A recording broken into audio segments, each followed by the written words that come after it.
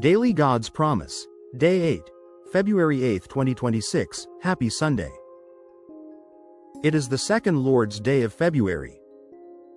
Yesterday, we rejoiced in the promise of the abundant smile, Deuteronomy chapter 30 verse 9.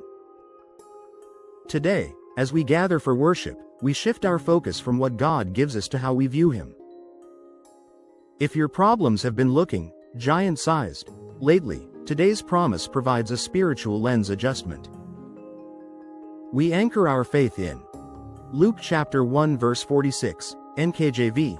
And Mary said, "My soul magnifies the Lord." I want you to receive this as your promise of the divine perspective.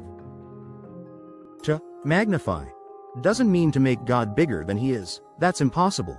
It means to make Him bigger in your sight. In 2026, the world is trying to magnify fear, magnify lack, and magnify crisis. Today, we choose to magnify the King. Part 1. The lens of the soul. My soul magnifies. Your soul consists of your mind, will, and emotions. Mary didn't just sing a song, she engaged her entire being to focus on God's greatness. Changing the scale. Whatever you magnify becomes the dominant feature of your landscape. If you magnify your debt, it looks like a mountain. If you magnify the mighty God, Isaiah chapter 9 verse 6, the debt looks like a molehill. The truth of John chapter 8 verse 32. The truth is that God is already greater than your situation. Magnification is simply aligning your perspective with that reality. When you wait on your God, Hosea chapter 12 verse 6, in worship, your soul naturally begins to enlarge its view of His power. Part 2. The keeper of the vision, the Lord. Notice Mary didn't magnify her circumstances, which were actually quite complicated. She magnified the person of God.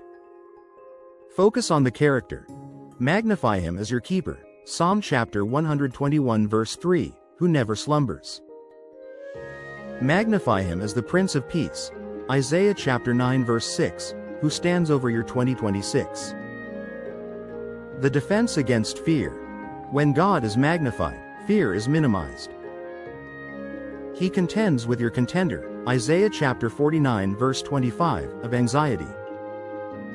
As you worship today, remember that you are His special treasure, Deuteronomy chapter 7 verse 6, and the God you are magnifying is personally invested in your victory. Part 3. The 2026 Sundays shift. What the world magnifies is the problem, what the believer magnifies is the provider, the result is peace that passes understanding. What the world magnifies is the sickness, what the believer magnifies is the Savior, the result is strength for the sickbed, Psalm chapter 41 verse 3. What the world magnifies is the delay, what the believer magnifies is the deliverer, the result is patience and hope. Head and not the tail. You are the head and not the tail, Deuteronomy chapter 28 verse 13. A head doesn't look down at the dirt, it looks up at the horizon. Because your life is a prize, Jeremiah chapter 39 verse 18, you have a front row seat to the greatness of God. When you commit your works to the Lord, Proverbs chapter 16 verse 3, through worship, you are authorizing Him to show off His power in your life. Living in this promise today, on Sunday, February 8, 2026, use your worship as a weapon of perspective. Rejoice in the Lord, Psalm chapter 97 verse 12, by listing 3 attributes of God that are bigger than your current problem. Wait on your God, Hosea chapter 12 verse 6, during service today, letting the music and the word enlarge your spirit. Cast your care, 1 Peter chapter 5 verse 7, by making God so big in your mind that there is no room left for the care. Prophetic declaration. My soul magnifies the Lord today.